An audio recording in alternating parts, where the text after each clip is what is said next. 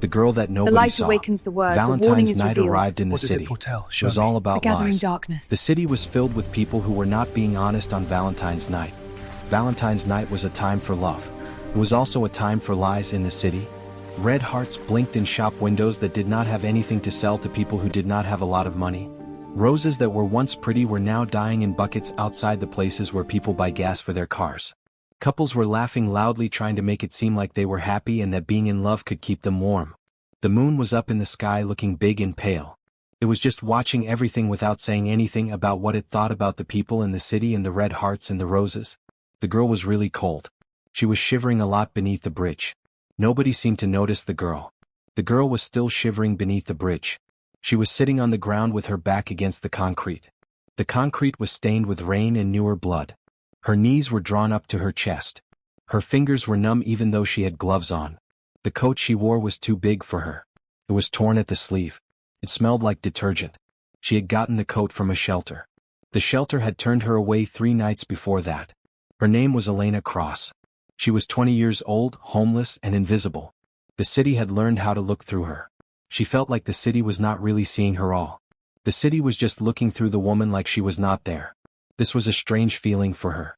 The city had gotten very good at looking through her. People walked over her shoes without even stopping. Cars drove by. Splashed cold water all over the sidewalk where she was sleeping. One time a couple who had been drinking much laughed and took pictures of her. They called her a Valentine ghost. She had learned that it does not do any good to cry. The tears would just freeze on her face because it was so cold outside. Elena was not a person by choice. She did not want to be weak. The thing is, Elena was not weak because that is what she wanted for herself. Elena wanted to be strong. Things were not that simple for Elena. She was weak because life had been cruel with enthusiasm. Her mother had died when she was 14 years old. The places she stayed after that were really bad. Sometimes she thought the streets were better. She got a job at a diner. They let her go. This happened when she fainted because she was so tired from working 2 shifts in a row. Her boss told her that customers do not want to see girls who are sick. He said this with a look in his eyes and clean hands. Now she got by on the food that was left over, the kindness of people when they decided to show it, and silence when they did not. She had to survive on leftovers. She was grateful for the kindness of other people when it came her way. She just had to deal with the silence when it did not. The leftovers and the kindness and the silence were all she had to get by. That night she felt really hungry. It made her feel dizzy. The hunger was hurting her stomach much that she felt like she was going to pass out. She had not eaten for a time and her body was telling her that she needed food right away. The hunger was like a pain that would not go away. That night the hunger was making her feel very weak. She got up slowly, held onto the bridge pillar to steady herself. Then she fixed her scarf. The Nocturne Palace was a few blocks away. The Nocturne Palace was a nice hotel. It looked beautiful at night like a jewel in the dark. She was familiar with the Nocturne Palace. It was not because she belonged there. She did not belong there all. The thing is, she was not supposed to be in the first place. This is the reason why it was not because the place was where she belonged. The place was just not for her. That is why it was not because she belonged there. People threw away things in that place because that is where they put their trash. The dumpsters behind the palace were really full after events. There was bread and wrapped desserts and flowers that were still fresh. Elena did not like herself for needing to go to the dumpsters. She knew that being proud would not give her food to eat.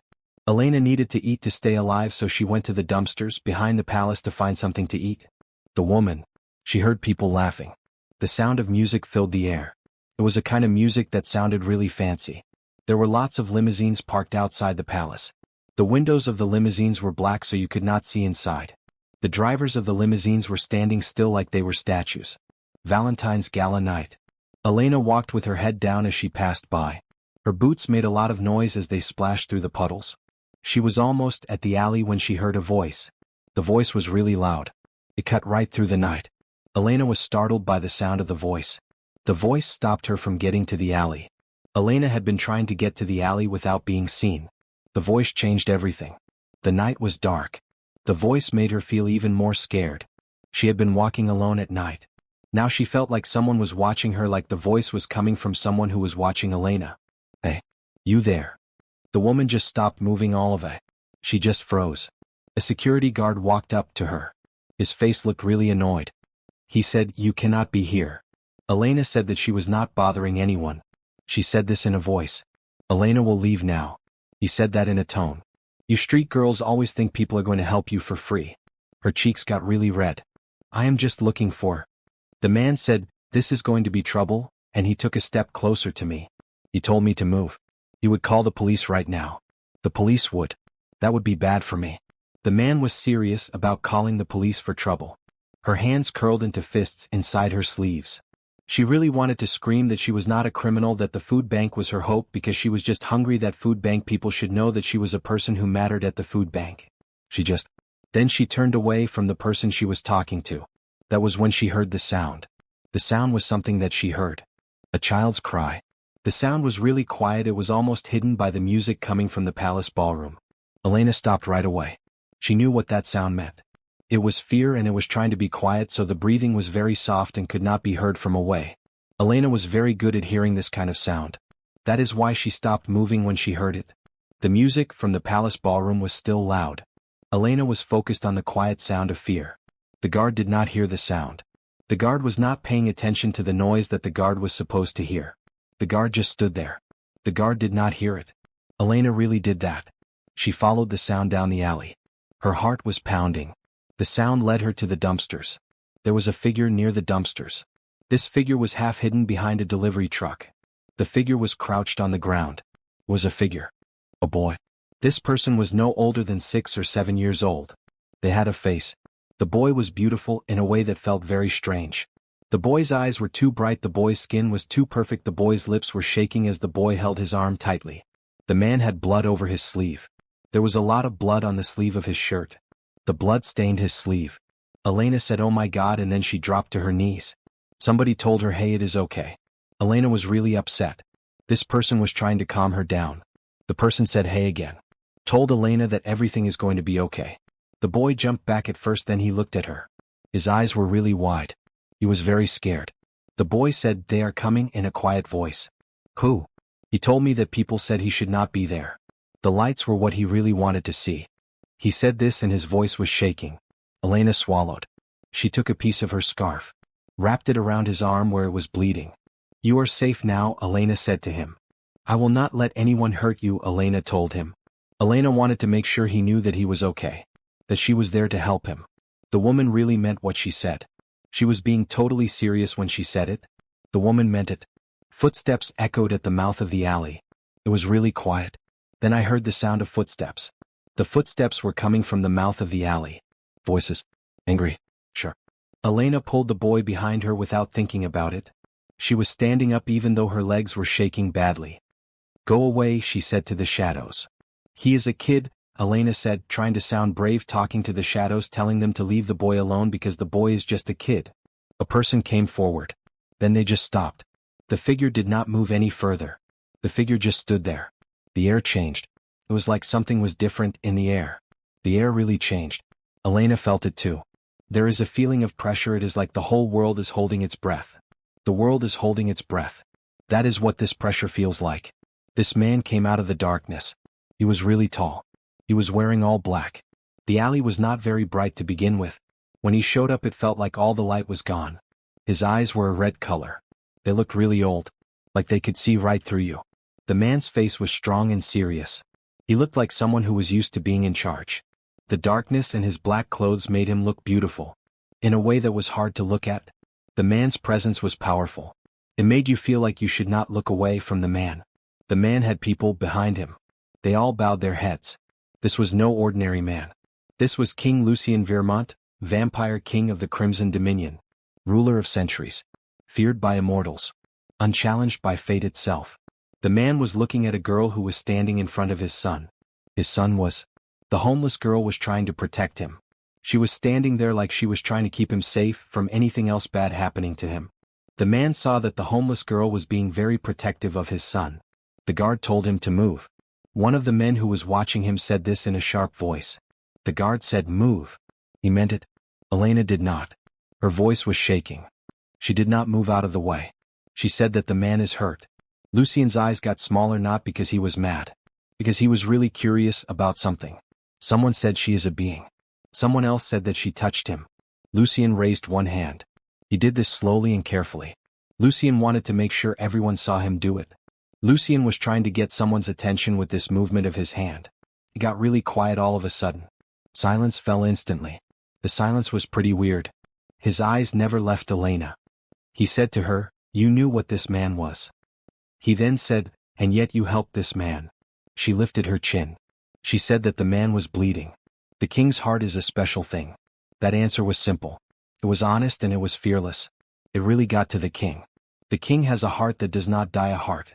This answer touched something down in the king's immortal heart that had been hidden for a very long time. Lucien took a step closer to Elena. Her breath caught in her throat. She did not try to run away from Lucien.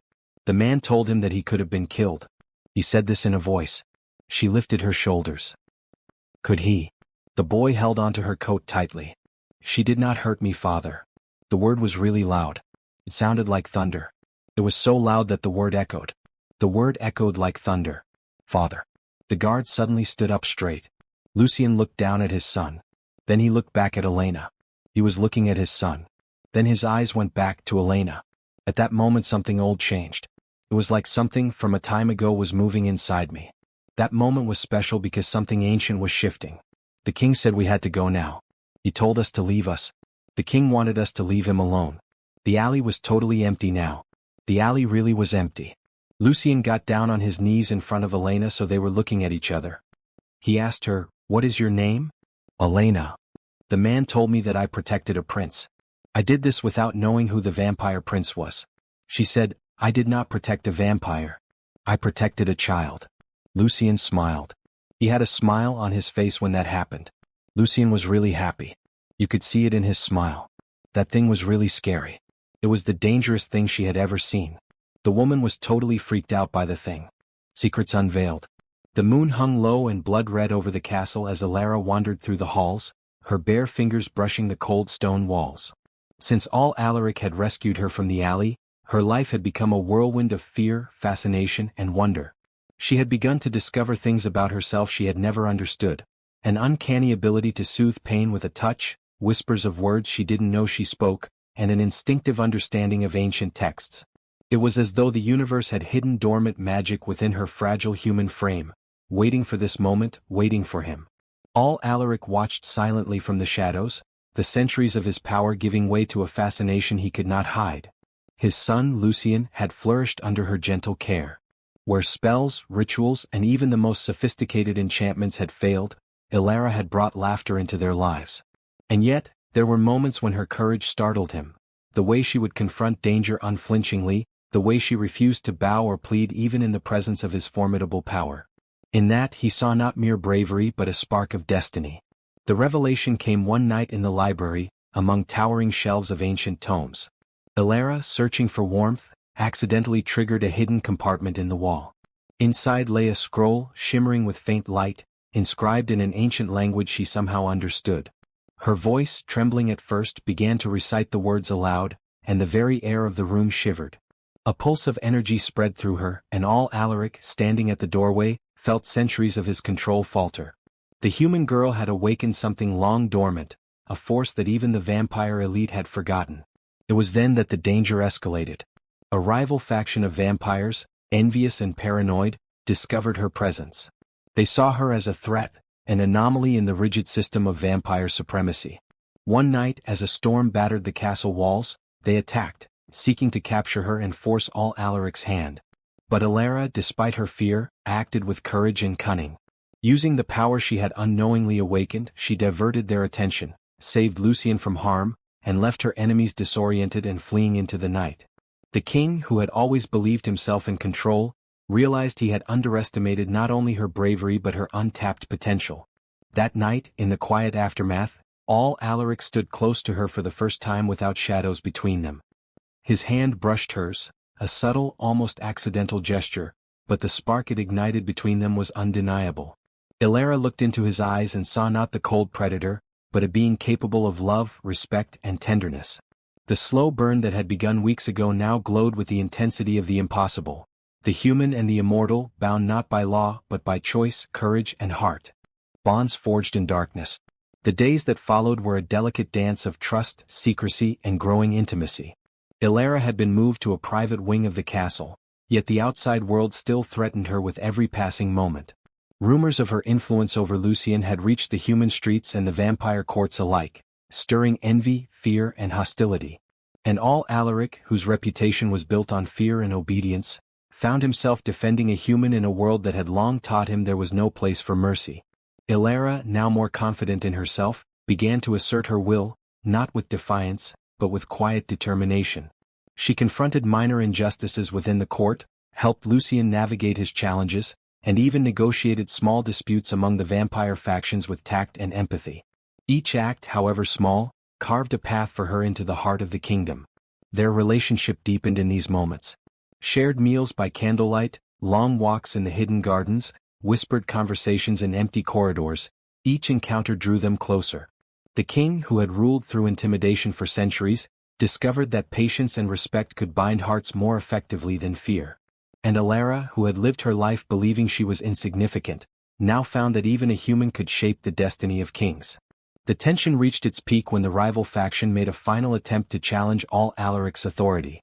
In a confrontation within the castle's grand hall, Ilara stepped forward, revealing her full abilities.